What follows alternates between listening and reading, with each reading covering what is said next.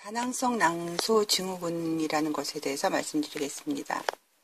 생리가 좀 불규칙해질 때 병원에 가시면 다낭성 난소라고 말씀하십니다. 이것의 특징은 생리가 좀 불규칙하고 때로는 월경을 안 하시고 때로는 생리가 굉장히 과다하게 흐릅니다. 생리가 불규칙해지는 것이죠.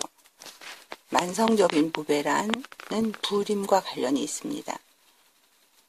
이 환자들이 다 과체중은 아니시지만 대부분의 환자들이 비만하십니다.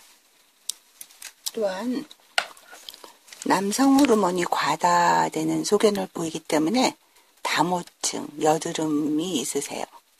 그러니까 호르몬 불균형이 있어서 다음과 같은 것들이 초래되는 것입니다. 그래서 다낭성 난소의 10대, 20대의 문제는 생리불순 무월경이 되고요. 30대에는 불임을 호소하세요. 40, 50대가 되면 당뇨, 고혈압, 유방암, 내막암, 심장병의 빈도가 증가합니다. 그래서 우리 몸의 전체적인 대사와 관련이 있다고 말씀드리는 것입니다.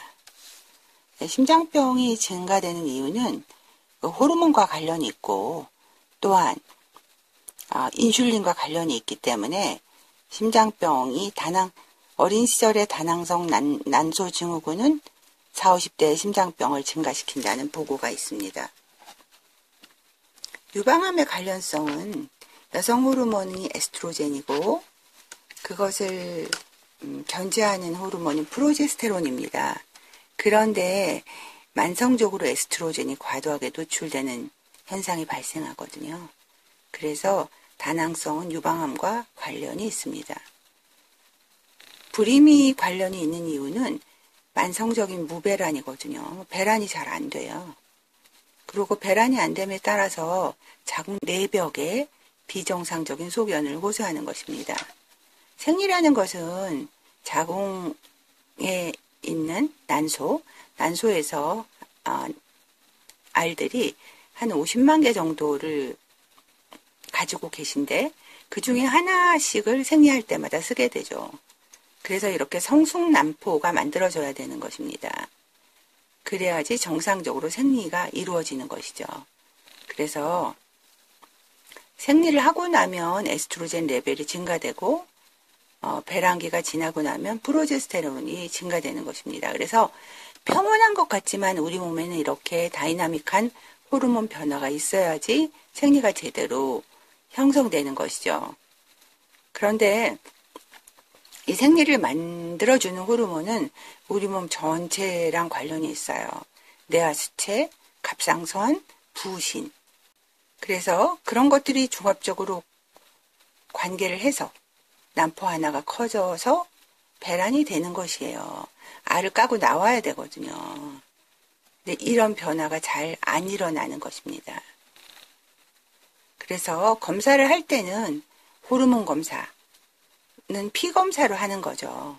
그래서 여러 가지 호르몬 검사가 동반돼야 되고 피 검사에는 혈당 검사, 인슐린 레벨, 그 외에 초음파 검사가 있습니다. 초음파 검사는 굉장히 간단한 검사고요. 호르몬 검사에는 에스트로겐과 프로제스테론, 이것과 연관된 갑상선, 난포자극 호르몬, 황체화 호르몬 등이 있고요. 테스토스테론, 남성 호르몬도 같이 검사하게 됩니다. 그래서 정상 테스토스테론 레벨을 유지해 주는 게 좋죠. 혈당 검사는 왜 필요하냐면 다낭성 환자들은 인슐린의 민감도가 떨어져 있어요. 그렇기 때문에 당뇨랑도 연관관계가 있습니다. 그래서 공복 시 혈당도 검사를 하고 식후 2시간의 혈당도 검사하게 됩니다. 또한 인슐린의 그 민감도가 떨어져 있는 환자들은 인슐린에 대해서 저항성이 있거든요. 그래서 다낭성 환자들은 그 임신이 되었을 때도 유산이 되거나 임신성 당뇨가 걸릴 확률이 훨씬 더 일반인보다 높습니다. 공복시 혈당, 식후 2시간의 혈당, 당화 혈색소 등이 다 검사돼야 되는 것입니다. 내막암과는 어떤 관계가 있냐면 내막암은 생리가 과다하거나 비정상적인 분비물, 질출혈, 복부 통증 등이 있는데요. 우리는 초음파 검사를 통해서 자궁 내벽을 다 들여다볼 수가 있습니다. 내막의 두께가 생리의 주기에 따른 정상 범주가 분명히 나와 있거든요. 자궁을 딱 보면 마치 구부러진 오이와 같은 모양을 하고 있습니다. 생리를 하고 나면 자궁 내벽이 하얗게 한 줄로 보이죠. 그리고 배란기가 되면 그 세 줄의 모양을 가지게 되고요. 생리 직전에는 이런 모양을 하게 됩니다. 생리라는 것은 다시 말하면 자궁을 청소해 준다고 말씀드릴까요? 난포를 보면 초음파상에 이렇게 난포가 정확히 보입니다. 그래서 치료를 말씀드리면 1번 인슐린 레벨을 감소시키는 것들이 있습니다. 그래서 인슐린의 민감도를 높여주는 것이죠. 그래서 메트폴민이라는 약제가 있거든요. 메트폴민은 인슐린에 대한 민감도를 증가시켜주는 것입니다. 그래서 무배란 환자한테 메트폴민을 투여했더니 40% 정도에서 여성이 배란이 되었다는 보고도 있습니다. 따라서 메트폴민을 드시다가 임신이 되는 경우를 고려해 봤을 때 태아에게 어떤 문제를 일으키냐 하는 보고는 되지 않았습니다. 당뇨병에 대한 확률이 훨씬 더 높거든요. 또한 그 당뇨병이 있는 환자들은 폐경도 빨리 오거든요. 그래서 어린이 시절에 그 가임기 때 다낭성 낭종을 집중적으로 관리해주면 성인병, 당뇨, 고지질, 심장병, 더 나아가서는 뇌졸중 같은 것들을 훨씬 더 줄여줄 수가 있습니다. 또한 치료 약제로 이노시톨이라는 게 있습니다. 이노시톨의 기전은 인슐린의 대사를 도와주는 것이죠. 또한 인터넷에도 구입도 가능하고요. 병원에서도 구입을 하실 수가 있습니다. 이노시톨의 기전을 보니 저항성을 개선시키고 고지혈증을 좋게 해주고 남성 호르몬 수치가 높아지는 것을 떨어뜨리고 따라서 이노시톨을 드시고 나서 자연 배란이 회복된다는 보고도 있고 난자의 질을 개선한다고 수정률을 높인다고 우울이나 불안 같은 것을 개선해준다고 골다공증 예방에도 효과가 있다는 것입니다. 그 이노시톨은 세포막을 구성하는 인지질을 아주 중요한 성분이거든요. 그러니까 원래 세포로 돌려주는 것이죠. 따라서 동맥경화나 고지혈증에도 효과가 있습니다. 이노시톨이 풍부한 음식으로는 오렌지와 자몽 등이 있습니다. 자, 이런 야채에 몸을 맡기셔야 돼요. 당분을 줄이셔야 됩니다. 그리고 샐러드를 드셔야 돼요. 조리된 야채를 매일 드셔야 되고요. 설탕을 줄이시고 샐러드 드시고 현대인의 생활 습관은 주로 저녁에 폭식하게 되는 게 라이프 스타일입니다. 주무시기 전에 음식을 될 수 있으면 안 드셔야 돼요. 우리가 항노화, 암을 예방하고 좋은 식생활을 위해서 지방을 줄여야 된다고 알고 있습니다. 그런데 지방은 우리 몸에 꼭 필수적인 것이거든요. 단 좋은 지방이죠. 그래서 또한 다낭성 치료로 체중을 감소시키는 것이거든요. 자기가 가지고 있는 체중의 5%나 15%를 감소시키면 그냥 배란도 되고 임신도 되십니다.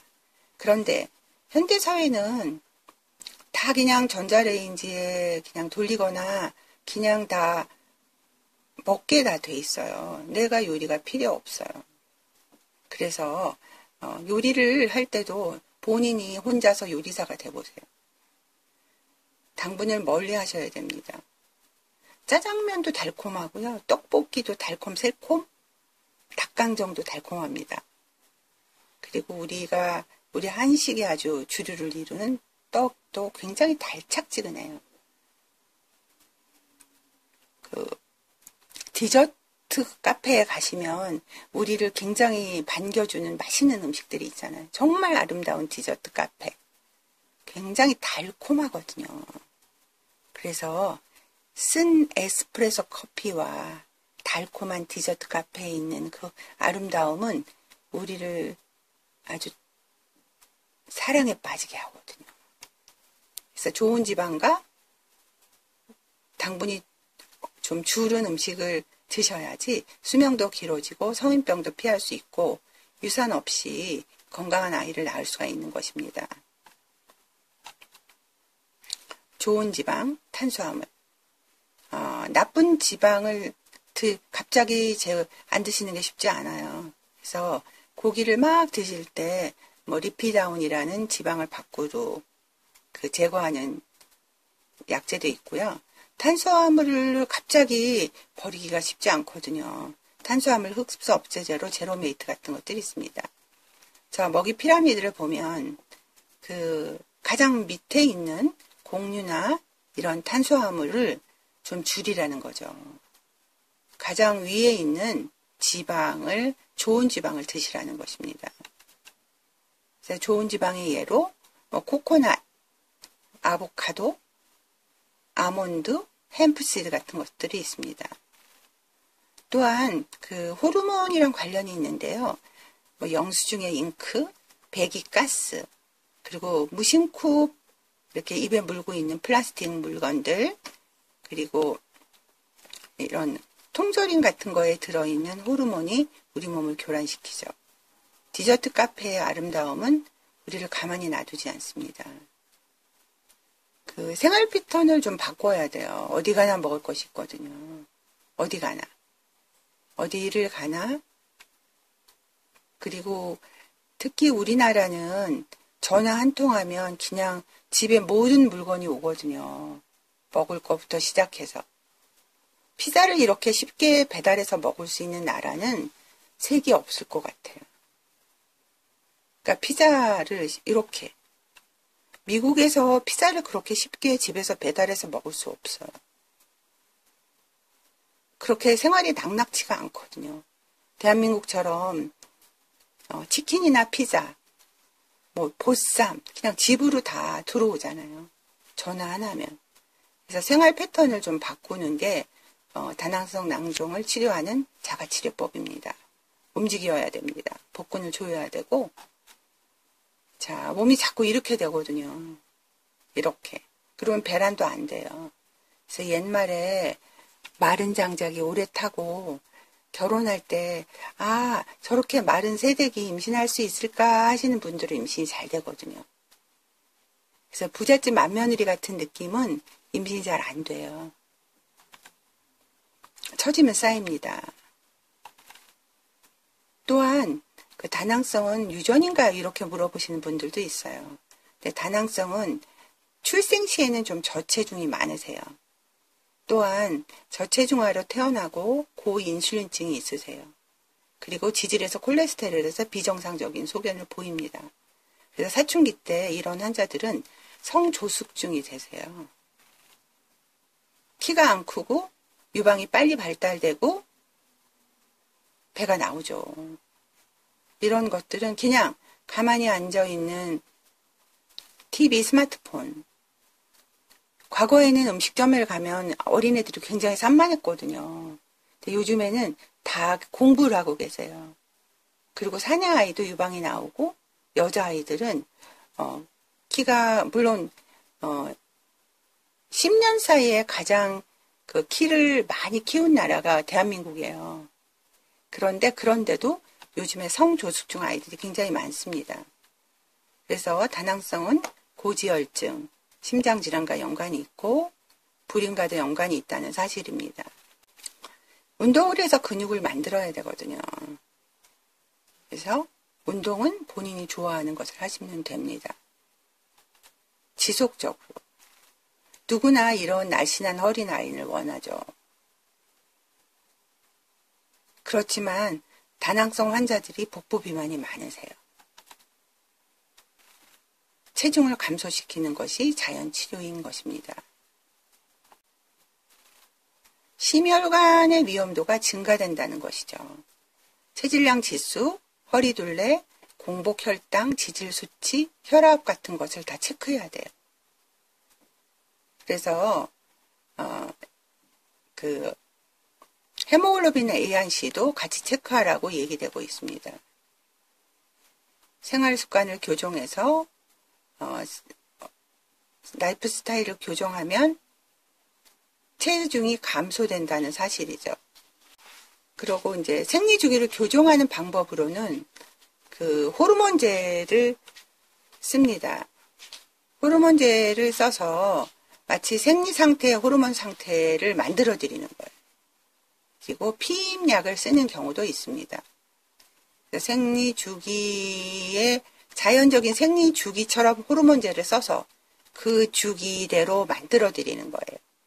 이런 황체 호르몬을 투여하는 경우도 있고 피임약을 투여하는 경우도 있습니다. 그리고 이제 다모증, 남성 호르몬이 과다한 것은 이제 개선하는 방법이 호르몬제를 쓰는 경우, 피임약을 쓰는 경우도 있고요. 다른 이제 그 안티안드로제닉한 이펙트가 있는 시프로테론 아세테이트 같은 것을 쓰는 경우도 있습니다. 또한 다모증은 그 국소적인 레이저로 같이 헤어가 많은 부분을, 털이 많은 부분을 제거하는 것도 권장되고 있습니다. 불임에서는 메트폴민을 쓰면서 배란을 유도하는 여러 가지 방법이 있어요. 그래서 다낭성 난종 환자가 지금 임신을 해야 되면 임신을 하는 쪽으로 치료를 하는 거고, 그러니까 임신을 원하지 않을 때는 임신을 원하지 않는 쪽으로 치료를 하는 것입니다. 단지 그냥 월경불순이라고 국한된 치료가 아니라 대사증후군이라고 보셔야 돼요. 그래서 이런 것들은 지금까지 말씀드린 치료 방법, 생활 스타일 교정, 당분과 탄수화물에서 피해가는 것, 그러니까 생활 스타일 교정에서 체중을 감량시키는 것, 지금 목적이 임신이면 임신을 위해서 배란 유도를 하는 것, 그리고 혈당이랑 지지를 아주 정확하게 관리하는 것들이 나중에 올 수 있는 고혈압, 심장질환 등을 예방할 수가 있는 것이죠. 또한 이 호르몬을 잘 관리를 해야지 유방암에서의 위험도도 훨씬 더 떨어집니다. 초음파를 봤을 때 난포가 이렇게 그 커다란 난포가 보이지 않고 이렇게 비슷한 난포만 보이는 것입니다. 토마토를 비교해서 설명을 하면 이렇게 커다란 토마토는 없고요. 비슷한 토마토만 모여 있는 것입니다. 모양이. 자, 커다란 토마토 하나가 있어야 되는데 그런 모양은 없어요. 그래서 이렇게 비슷한 난포끼리 있으면 난포가 배란이 안 됩니다. 이렇게 배란이 안 되면 임신을 할 수 없죠. 또한 난포가 하나가 커다란 난포, 적어도 1.8이나 2cm 되는 난포가 터트려져야지 수정이 가능한 양질의 난자가 나오는 것입니다. 만약에 난포가 1cm짜리도 터지는 경우가 있어요. 그런 난포는 수정 능력이 그렇게 높지 않습니다. 다낭성 낭종과 자궁 내막암과의 관계를 말씀드리겠습니다. 생리하고 올라가는 호르몬이 증가되는 호르몬이 에스트로겐, 배란 이후에 올라가는 호르몬이 프로제스테론입니다. 이 두 분과의 관계는 서로 견제하는 것입니다. 그런데 만성적으로 에스트로겐만 좀 올라간 상태가 되기 때문에 자궁 내벽이 프로제스테론에 의한 견제를 받지 않습니다. 따라서 어린 시절 20, 30대의 다낭성은 40, 50대의 내막 증식증과 내막암과 관련이 있게 되어 있습니다. 그래서 부정출혈이 있을 때 초음파로 봐서 내막에 좀 불규칙한 소견이 보이면 내막 검사가 필요한 경우가 있거든요. 내막이 두꺼워져 있거나 불규칙한 음영이 있을 때 내막 검사를 하는 것이죠. 아주 간단한 내막 검사는 아주 가느다란 플라스틱 빨대 같은 것이 있어요. 그런 것들이 자궁 안으로 들어갑니다. 그래서 음압을 이용해서 자궁 내벽에 있는 세포를 채취하는 것이에요. 그래서 이것을 검사실로 보내는 것이죠. 그러니까 쉽게 말하면 자궁을 주스 컵이라고 생각하면 주스 컵에 빨대를 꽂아서 그냥 빨아내는 것입니다. 통증이 없어요. 수면으로 안 하셔도 돼요. 그리고 이것은 뭐냐면 과거에 우리가 피가 나면 산부인과에 가서 자궁을 청소하고 나면 피가 멎어 이런 말을 들어보신 적이 있을 것입니다. 이렇게 구두 헤라 같은 것으로 안에 있는 조직을 꺼내는 것이죠. 구두 헤라 같은 걸로 만약에 오이로 자궁을 비유해서 설명하면 오이 씨 있는 곳을 제거하는 것입니다. 그래서 조직 검사를 하는 것이죠. 그런데 또 하나는 이제 우리가 위내시경, 대장내시경이 있듯이 자궁에도 내시경이 있습니다. 이 카메라가 자궁 안을 들어가면 자궁 내벽이 보이게 되거든요.